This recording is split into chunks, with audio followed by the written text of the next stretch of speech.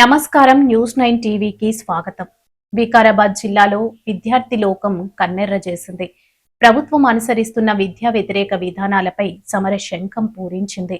బడులు, కాలేజీల్లో నెలకొన్న సమస్యలను తక్షణమే పరిష్కరించాలని డిమాండ్ చేస్తూ ఎస్ఎఫ్ఐ వామపక్ష విద్యార్థి సంఘాలిచ్చిన బంద్ పిలుపుతో వికారాబాద్ జిల్లా దద్దరిల్లింది. శుక్రవారం చేపట్టిన విద్యా సంస్థల బంద్ జిల్లా వ్యాప్తంగా సంపూర్ణంగా విజయవంతంగా కొనసాగింది.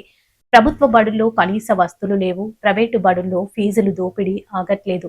ఇదేంటని ప్రశ్నిస్తూ ఎస్ఎఫ్ఐ జిల్లా కార్యదర్శి అక్బర్ ప్రభుత్వంపై నిప్పులు చెరిగి కూలిపోవడానికి సిద్ధంగా ఉన్న శిథిలావస్థ భవనాల్లో విద్యార్థులు ప్రాణాలు గుప్పెట్లో పెట్టుకుని చదువుకుంటున్నారని ఆవేదన వ్యక్తం చేశారు. తక్షణమే విద్యా సంస్థలకు పక్కా భవనాలు నిర్మించాలని డిమాండ్ చేశారు. ఖాళీల భర్తీ ఏది? రాష్ట్రంలో ఖాళీగా ఉన్న టీచర్, ఎంఈఓ, డిఈఓ, లెక్చరర్ పోస్టులను వెంటనే భర్తీ చేయాలి. కార్పొరేట్ దోపిడీకి కళ్లెం. ప్రైవేట్ విద్యా సంస్థల ఫీజుల దోపిడీని అరికట్టేలా కఠిన చట్టం తేవాలి. బకాయిలు చెల్లించండి. ఏళ్ల తరబడి పెండింగ్ లో ఉన్న స్కాలర్ ఫీజులు, ఫీజు రియంబర్స్మెంట్లు, బకాయిలు వెంటనే విడుదల చేయాలి.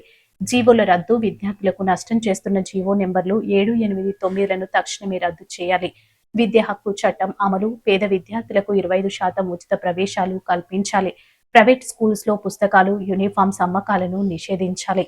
మధ్యాహ్న భోజన పథకాన్ని పకడ్బందీగా అమలు చేయడంతో పాటు ఇంటర్ కాలేజీలకు కూడా దానిని విస్తరించాలని ఎస్ఎఫ్ఐ డిమాండ్ చేసింది. ప్రతి స్కూల్కు కంప్యూటర్ ల్యాబ్స్, తాగునీరు, మరుగుదొడ్లు వంటి కనీస మౌలిక సదుపాయాలు కల్పించాలని, విద్యార్థులకు ఉచిత బస్ పాసులు ఇవ్వాలని కోరింది. విద్యారంగ సమస్యలను పరిష్కరించడంలో ప్రభుత్వం ఇకనైనా నిద్ర లేవకపోతే రాబోయే రోజుల్లో ఉద్యమాన్ని మరింత ఉగ్ర రూపానికి తీసుకెళ్తామని ఎస్ఎఫ్ఐ నాయకులు సర్కార్కు అల్టిమేటం జారీ చేశారు. ఈ భారీ బంద్ కార్యక్రమంలో ఎస్ఎఫ్ఐ జిల్లా ఉపాధ్యక్షుడు తేజ్, నాయకులు దీపక్, సింజిన్, అనిల్, పాండు తదితర విద్యార్థి నాయకులు భారీ సంఖ్యలో పాల్గొన్నారు. మరిన్ని అప్డేట్స్ కోసం చూస్తూనే ఉండండి న్యూస్ 9 టీవీ.